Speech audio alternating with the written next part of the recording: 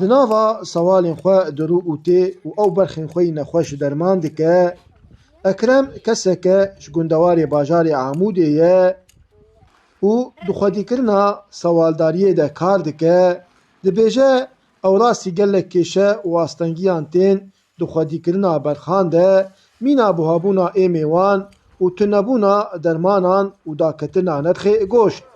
ام ji gundewarê Amûdê ne em heywana xwedî dikin, em rebîtin berxên yer ê goşt em xwedî dikin. Muanatê me hene, muanatê me çi ne elef kêmê, tuneyê, buhayê, sûk erzanê.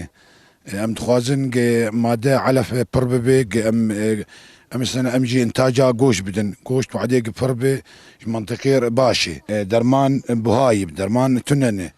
Bi sedema nederketina berxên dermale an rebît ji dervî Sînêrê Rojavayê Kurdistanê û hişkesaliya got bi ser herêmê de hatiye, piştî nirxê goştê berxên dermale dakeve.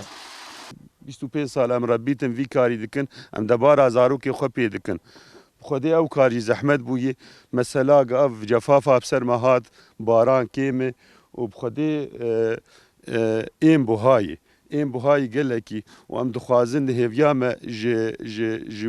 جوه هی گهون ریج مروکن تساهلی پشکی دبارا ما بوی بخودی آنها دخساره دی ام ایمی خو و درمانی پزی خو و برخی خو ده حسبینن تشکیش هفدور نابیجی.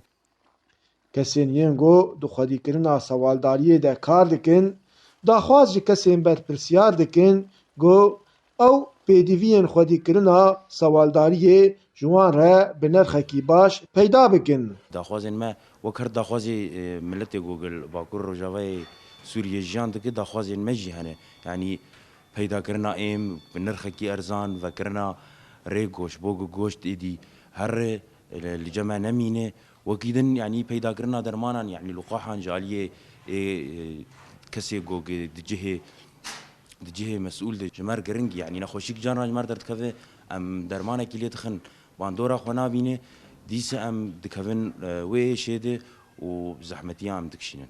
Bi bilimbûna nirxê cih û genim û daketina nirxê goştê berxan, piştî kesên yên got sewaldaran xwedî dikin rastî ziyaneke aborî û xwesareke mezin bên. Dara Berekat, Kurdsat News.